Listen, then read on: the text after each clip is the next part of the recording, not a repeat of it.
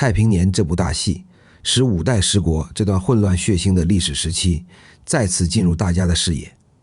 开篇不久，张彦泽食人的画面令很多观众瞠目结舌。事实上，这在古代并不是罕见现象，只是太毁三观。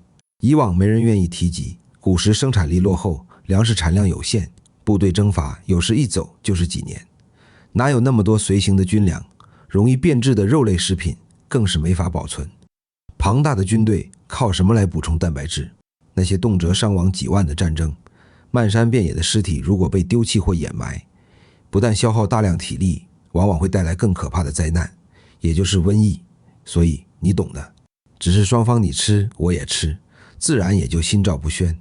更不用说遇到天灾，饥饿的人连土都吃得下去，食人肉还会有什么难度吗？至于这个毫无人性的张彦泽，历史上也是真实存在的，他的下场极为惨烈，我会在下面说后进时讲到他的结局。话说回来，很多观众觉得观剧有门槛，确实，如果不了解这段历史，只看剧情，总觉得差点意思。这主要源于以往的课本和电视剧题材都鲜有提及五代十国背景，剧中很多历史事件和人物又是参差交错，毕竟五代十国70多年间先后出现50多个皇帝，实在比较混乱。我早年有幸与太平年的总编剧董哲老师有过一些交集，对他的历史功底很是钦佩。今天我们一起来回忆这段历史，使大家能更容易地观赏这部董老师策划多年的巨制。首先我们来说2个冷知识。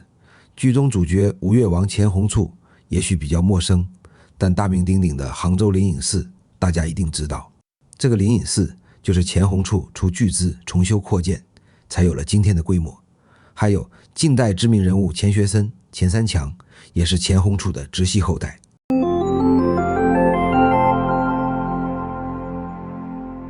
我们先说说什么叫五代十国。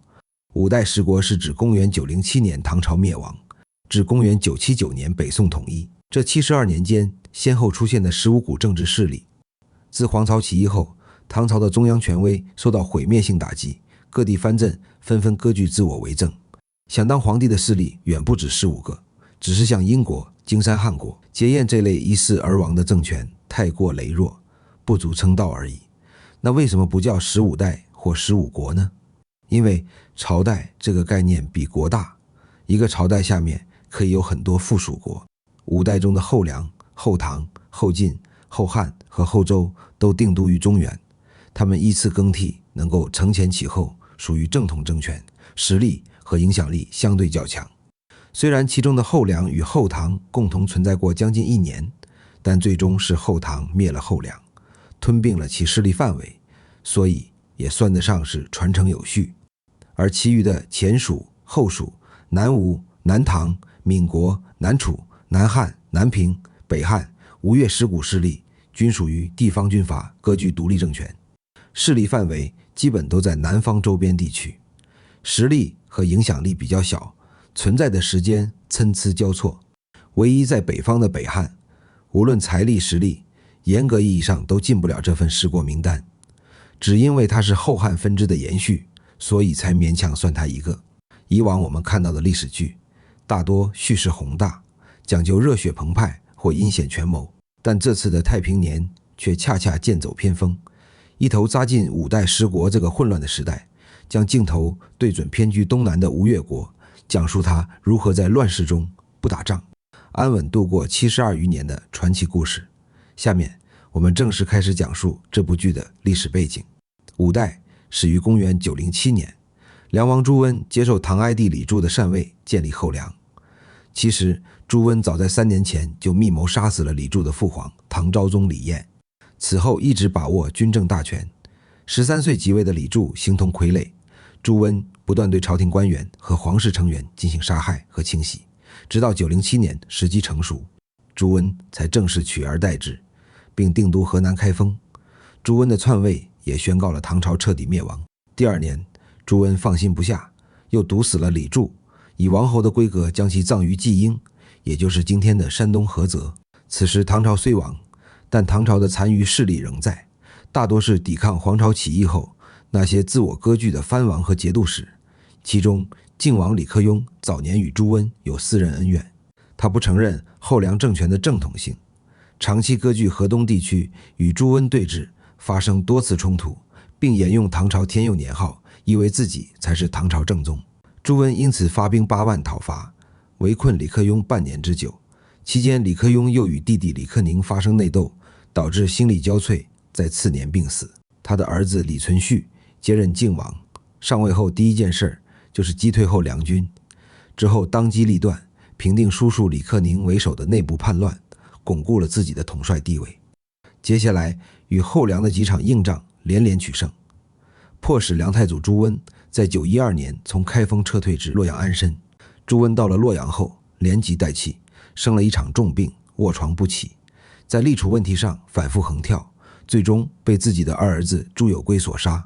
朱有圭在王座上还没坐热乎，又在第2年被自己的弟弟朱友贞以造反为由杀死。朱友贞回到开封即位，在位11年间不断与李存勖发生冲突，只是与他父王一样，仍是败多胜少。公元923年，李存勖称帝，国号大唐，也就是后唐。随后向后梁发起总攻，在山西泽州附近将朱友贞彻底击溃。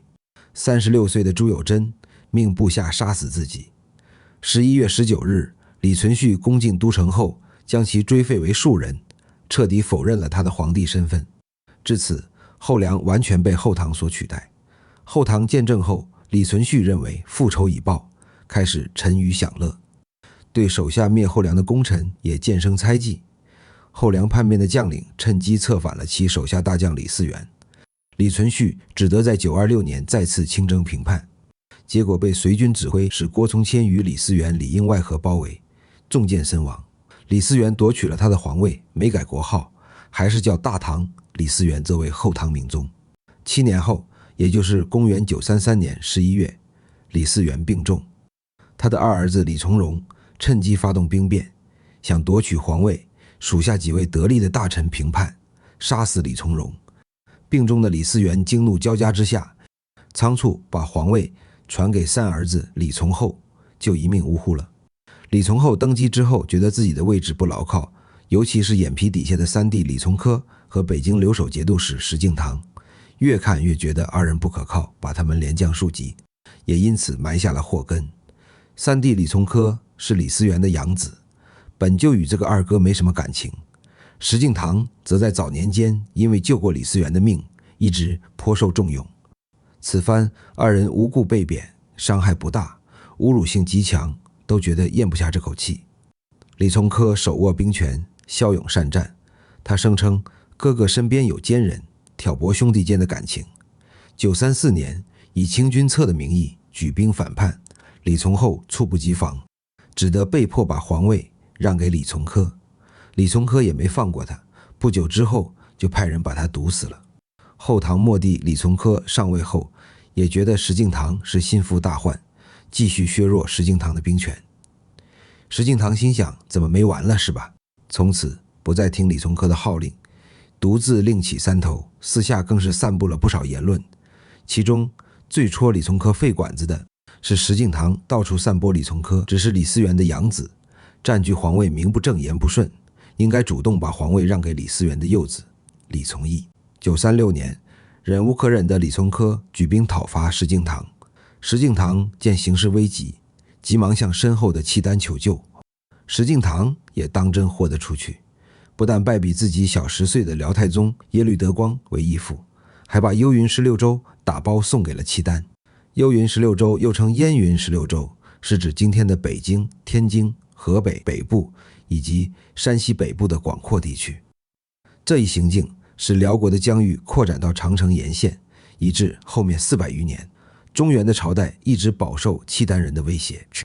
直到朱元璋时期，燕云16州才重回中原版图，这都是后话，扯远了。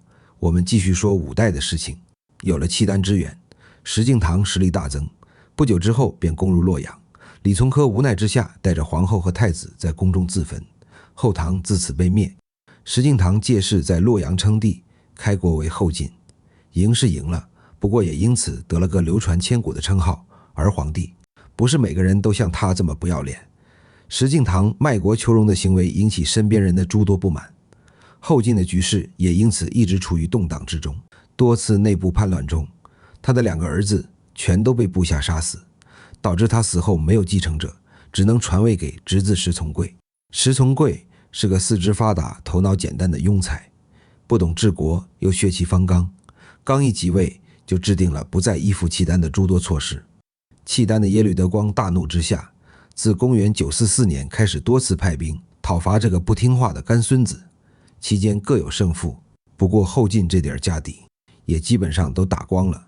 终于在公元947年，契丹第3次南下讨伐时，手下重臣杜从威、李守贞和张彦泽叛变，率主力部队投降。此举导致石从贵全家被俘，后晋就此覆灭。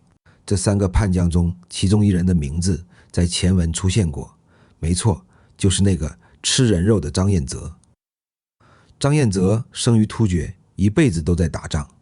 史书上记载，此人生了一双重瞳黄眼，夜中会发光。这显然把他妖魔化了，因为他也确实嗜血残忍，不但将百姓按斤卖肉，还只因一点琐事引发的口角，就毫不犹豫亲手杀死了自己的儿子，可以说是毫无人性。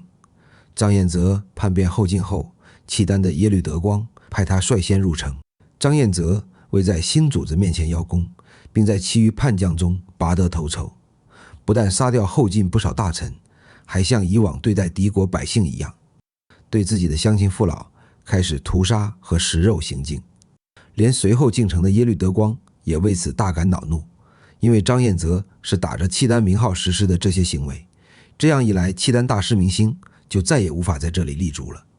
耶律德光撤退前，为了平息众怒，把张彦泽抓起来，让开封城的百姓决定处置他的方式。百姓如潮水般涌来，纷纷表示要吃张彦泽的肉，随后他们也的确是这样做的。张彦泽这个魔鬼最终以惨烈的方式结束自己罪大恶极的一生，随着契丹向北方撤退。此时石敬瑭的老部下河东节度使刘知远趁机在山西太原称帝，建立后汉。可能是他命薄，压不住这个95之尊，第2年正月就病逝了。他的儿子刘承佑接过大位，也是不会当皇帝。951年管辖区发生叛乱，他派开国功臣郭威征讨，但又不信任郭威，期间各种猜忌，竟一边将郭威留在都城的家属灭门，同时又派人去前线杀死郭威，搞得郭威不得已反叛，刘承佑在乱军中被杀。后汉仅仅存在了4年就灭亡了。郭威回到开封后，本想用刘知远的侄子刘赟为帝，转眼一想这事儿不靠谱，老刘家人容易找自己的后账，就转手把刘赟给宰了。之后找了个由头，自称是周朝国叔后裔，在第2年，也就是公元951年，自己当了皇帝，建立后周。相比之前几个快速更迭的朝代君主，郭威显然要靠谱一些，不但躬行节俭，也比较重视文化发展。不过他寿命不长，在位4年后于954年去世。因为他的几个儿子已被刘承佑杀死，只能让养子柴荣接任大位，也就是周世宗。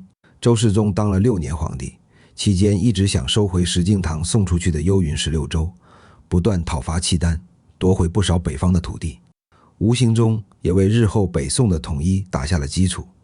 959年在北伐途中染病，油尽灯枯之际，传位于自己7岁的儿子柴宗训，不久就病死了。这时城里开始流传消息，说契丹知道世宗死了，要在第2年初来攻打后周。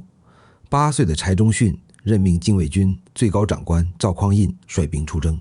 赵匡胤在陈桥驿，也就是今天的河南省封丘县陈桥镇发动兵变，柴宗训被迫退位，后周灭亡，至此5代正式结束。陈桥兵变其实是一场有组织有预谋的兵变，并非像宋史中美化的无奈之举。不过陈桥兵变也是一场和平的兵变，赵匡胤并没有杀害年幼的柴宗训，而是妥善安置了他的生活。之后便建立了执政319年的宋朝政权。5代讲完了，下面我们开始说十国。首先是前蜀。公元907年，朱温篡唐建立后梁时，时任蜀王的王建不承认后梁的正统性，索性在成都建立了自己的政权，国号大蜀。924年，后唐国主李存勖灭了后梁后，开始吞并大蜀，一路所向披靡，大蜀完全不是对手。925年攻入成都，王建的儿子王衍只得投降，立国18年的前蜀也就此宣告灭亡。后蜀创建者孟知祥是李克雍的老部下，后唐庄宗李存勖对他比较重用，任他为西川节度副使。此后孟知祥立下大功，平利多起小叛乱。933年时，李存勖的取代者，也就是后唐明宗，任命为蜀王。此时后唐的亲戚开始内斗，孟知祥见势，干脆自立政权。934年在成都建立后蜀，不过他也没有当皇帝的命，1个月后就生病去世了。他的儿子孟昶接任后蜀帝，孟昶做了28年皇帝。公元965年，北宋大将王全斌率军攻打，从出兵到灭国仅用66天，这还包含了路上行军的时间，可见后蜀是多么不堪一击。南吴国历经35年，先后有4代主，最早是唐朝末年局势混乱，淮南节度使杨行密拥兵自重，他在905年死时，唐朝还没有彻底灭亡。儿子杨渥接管他的职位后荒淫无道，被属下徐温杀死，又用他的弟弟杨龙眼为主。杨龙眼当然只是傀儡，大权全部掌控在徐温手中。徐温死后，他的儿子徐之浩继续扮演垂帘听政的角色，直到公元937年才把主子推到一边幽禁致死，自己当起了皇帝，并把国号改为南唐。南唐徐之诰原名李昪，父亲李荣在战乱中失踪，随养父徐温改姓徐。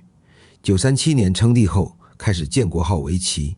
939年为彰显正统，又恢复本来的李姓，自称唐宪宗之子建王李克的后裔，并改国号为唐。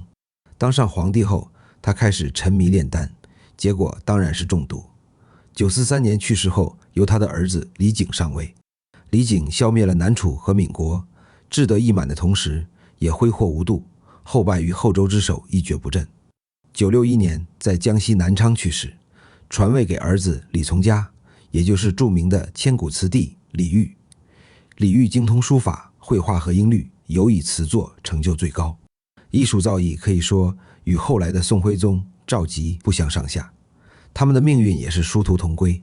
李煜上位时，国势已经日渐衰微，面对宋朝强势崛起，他选择称臣纳贡，然而委曲求全也未能换得平安。赵匡胤不想让他当个偏安一隅的王，而是需要他彻底臣服。数次谈判破裂后，赵匡胤令宋军强攻，李煜本想以身殉国，城破之时才发现自己没有勇气面对死亡。975年南唐灭亡，他被俘后一直遭囚禁在汴京，3年后郁郁而终，留下那首千古绝唱：问君能有几多愁，恰似一江春水向东流。闽国前面说到的后梁在907年建国后，909年封王审知为闽王。后梁被后唐灭掉2年后，王审知去世，他的大儿子王延翰接任闽王。2年后，王审知的二儿子王延钧杀死哥哥王延翰，建闽国称帝。之后闽国一直内乱不断。公元945年，南唐趁其内乱时出兵将其攻灭。南楚政权持续了56年，建立者是唐朝潭州刺史马殷。后梁建政后，朱温为安抚，封马殷为楚王。后梁灭亡后4年，马殷在潭州，也就是今天的长沙，建楚国，自立为帝。3年后，马殷病亡，他的儿子马希生即位后荒淫无度，又与兄弟间发生内斗，楚国逐渐走向衰退。公元951年，南唐趁兄弟互斗之际突然袭击，一举灭了南楚、南汉。唐朝末年，丰州刺史刘谦实力雄厚，镇守今广州一带。刘谦死后，刘颖继承父职，被封为南海王。刘颖死后，其弟刘延在番禺称帝，改广州为兴王府，国号大悦。第2年改国号为汉，也就是史称的南汉。南汉是十国中综合实力最强的，沿袭了唐朝的健全体制，国势富足。中宗时期趁南唐灭楚时，又占据大片土地，攻下60余个州，200多个县。后期因清任宦官，致国力日衰。在公元971年被北宋赵匡胤派兵灭国南平。南平又称荆南或北楚，是高季兴建立的政权，定都湖北荆州。后梁建国时，朱温任高季兴为荆南节度使，李存勖灭后梁，为安抚余下势力，封高季兴为南平王。也就是说，高季兴虽然被认为是割据一方的诸侯，其本人却始终没有正式称帝。荆州自古为兵家必争之地，处南北要冲，必经之路。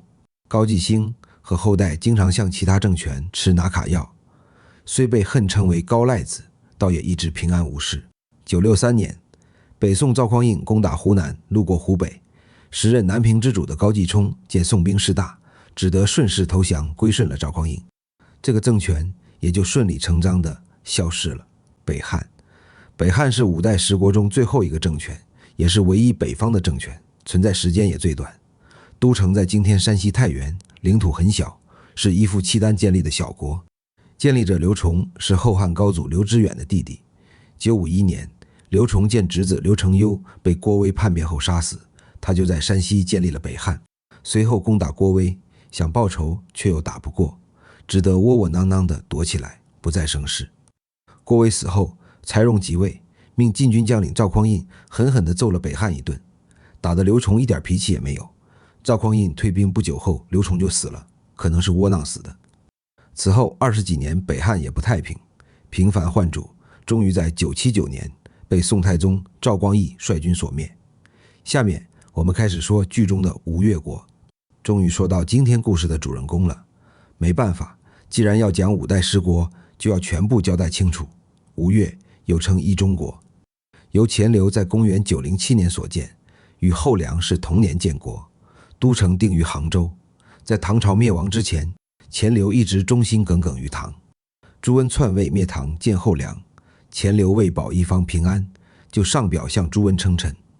朱温正和李克雍闹得不可开交，当然不会为难向他示好的人，于是很高兴地给钱镠封了吴越国王，天下兵马都元帅的头衔，还单独册封了国王金印。钱镠也确实是个老六，早年贩盐起家，为人圆滑，不但有钱有精力能折腾，也很会整活。一边向朱温称臣，一边自立朝廷，并且自封年号，一共搞了天宝、保大、保正3个年号，同时还生了33个儿子，直到81岁才病逝。这个岁数在那个年代可谓凤毛麟角。他的5儿子钱元贯接班即位，才改回中原王朝的年号。钱元贯继位后，继续沿用父亲的外交策略。后唐的时候，他尊重后唐，后唐被后晋灭后，他又十分尊重后晋，以至于他在位10多年间，谁也不好意思找他麻烦。吴越国的人民也由此得到5代十国这个混乱年代中得之不易的平静，经济也因此得到了发展，国力变得逐渐强大起来，招了不少兵马。941年王宫失火，钱元贯不管跑到哪里，大火都跟在他后面烧，居然把他给吓疯了。这当然不是他心理脆弱，而是另有一段凄楚的往事。钱元贯少年时期，父亲钱镠与宁国节度使田军发生冲突，钱镠不敌，田军要求钱镠送个儿子到宣州做质子。钱镠的嫡次子钱传辽胆小不肯去，13岁的钱元贯作为庶子勇敢地站了出来。钱镠为此很感动，这也为日后传位给钱元贯埋下了伏笔。田军也非常喜欢钱元贯，看出他日后定有一番作为，于是把自己的女儿嫁给了他。903年，田军被南唐的杨行密围困，即将灭亡之际，决定放一场大火，将身边的质子全部杀死，给自己陪葬。田军的母亲方氏心痛孙女和孙女婿，把钱元灌藏在一口井中，他们才得以幸免于难。但当时藏于井底，井口凄厉的哀嚎声和冲天烈焰给尚且年幼的钱元贯留下巨大的心理阴影，他也由此一辈子都害怕火，也就是今天所说的 PTSD 了。话说回来，这场大火虽然没要了钱元贯的老命，但他此后一直神神叨叨，不久后就得了一场大病去世了。他的6子钱弘佐继位。钱弘佐虽然继位时只有13岁，却是个杀伐果断的厉害人物。上任3年后，邻居闽国内乱，南唐趁机派兵攻打，闽国无奈前来求救，并许诺平安度过这场劫难后，愿意当吴越的附属国，年年进贡，岁岁称臣。钱弘佐不顾下属反对派兵支援，初次出击，果断帮助闽国打败南唐，并借机索要福州划入自家领土。不久之后，南唐再度出击闽国，他却坐山观虎斗，好处既然已经拿到，忙自然也不必再帮了。不过钱弘佐没能继承他爷爷和老爸的长寿基因，在位7年947年，18岁的钱弘佐就去世了。因为此时他的儿子才刚满周岁，于是吴越王位交由他的七弟钱弘宗继承。钱弘宗是吴越国几代君主中少数的强硬派，因为哥哥继位时年幼，很多旧臣部将居功自傲，不把他放在眼里，导致钱弘佐私下里时常唉声叹气，颇为苦恼。钱弘宗把一切都看在眼里，甫一上任就一改之前父兄的怀柔风格，对部下态度十分严厉。即位不久后，在碧波亭检阅水师内衙统军时，胡进思进谏说赏给军卒的钱太多，太浪费了。钱弘宗大怒，当场掉了脸子。胡进思回去后惴惴不安，总觉得要大难临头，于是决定伺机行动，先发制人。948年底的一天，钱弘宗在王宫中举办宴会，宴请手下将领。胡进思率手下亲兵发动政变，把钱弘宗软禁起来，并谎称钱弘宗中风，不能行动。随后胡进思想迎钱弘宗的同父异母的弟弟钱弘处为王。钱弘处听罢说：若全无兄，乃敢成命，不然当避嫌路。意思是你不杀我哥哥，我才敢这样做，不然是一定要避杀兄之嫌的。胡进思同意了。不过他虽然没杀钱弘宗，仍杀了几个侍卫轻信以立威。钱弘处也自此开始继位处理国事。他上任后做的第一件事是解除对钱弘宗的软禁，派亲军都头薛温把哥哥送到私邸保护起来，并暗中叮嘱薛温必须拼死保护我的哥哥，如果有人假传我的意思让你杀他，千万不要相信。钱弘处这番话并非白说。之后胡进思果然多次软硬兼施，要求钱弘处处死钱弘宗，被钱弘处拒绝后，竟私下派2名杀手去行刺，结果遭到薛温的反杀。此时钱家在吴越已立3世，人脉关系根深蒂固。胡进思知道自己的反叛迟早会遭到清算，整天活得像热锅上的蚂蚁，不久之后就因为旧病发作去世。后面的事情的发展，恍惚可以见到一些明朝朱祁镇和朱祁钰的影子。钱弘处把哥哥妥善安置到越州，要钱给钱，要物给物，怎么闹腾都可以。总之就是不提归还皇位的事儿。960年，赵匡胤陈桥兵变后称帝，改国号为宋。随后派使者通知尚存的各地势力，其中当然也包含吴越国。钱弘处听说后，主动把名字改为钱处，去掉了中间的弘字，原因是赵匡胤的父亲叫赵弘殷，里面也有个弘字。钱弘处此举等于是避讳，相当于用实际行动表现了自己的臣服。赵匡胤自然伸手不打笑脸人，封钱处为天下兵马大元帅。此后钱处处理与宋朝关系时也非常谨慎，这使赵匡胤丝毫没有怀疑过他的诚意，多次对其封赏。这样的平安日子又过了10多年。977年发生了著名的烛影斧声事件，赵匡胤驾崩，弟弟赵光义是为宋太宗。赵光义在即位第2年又吞并了平海军节度使。此时宋朝势力逐渐稳固，钱处深感天下大局已定，自己这个在南方硕果仅存的地方政权早晚要被清理，不如早识时务，可保吴越百姓的平安。之后多年间数次主动请求解除政权，并陆续把土地献上。宋太宗赵光义也不再客气，给了他一个淮海国王的虚职，将吴越国土地兵马尽数收入囊中。988年钱处60大寿，赵光义派人给他送钱送物，钱处陪来时喝了很多酒，当晚中风去世。虽然有人怀疑是被赵光义的使者下毒，但并没有实际证据。有人说吴越国是投降派，见风使舵，只顾自己的平安。这种站着说话不腰疼的观点，本人实在不敢苟同。在五代十国这个血腥混乱的丛林时代，百姓朝不保夕，君王整天不是杀人，就是在被杀的路上，一旦站错队，就意味着陪葬。吴越国以低姿态换取平安，在周遭白骨累累的时代里，使自己一方百姓平安度过了数十年，免遭战争的涂炭。仅仅从这一点上，就可说居功至伟。是不是好皇帝，百姓心里永远都有杆秤，伫立在西湖边上的宝柱塔就是最好的见证。相传赵匡胤宣前处入朝时，百姓担心他像南唐后主李煜一样一去不复返，故集资修建此塔，以保前处平安归来。这当然不完全是迷信，而是通过浩大的工程向见证不久的赵匡胤传递一种民心所向的信号。由此可见，吴越的百姓从没有认为吴越的王是投降派，而是对他们感恩戴德的。如今太平年上映后引起收视热潮，把那个血腥蛮荒的时代称为太平年，可能有更深层次的含义。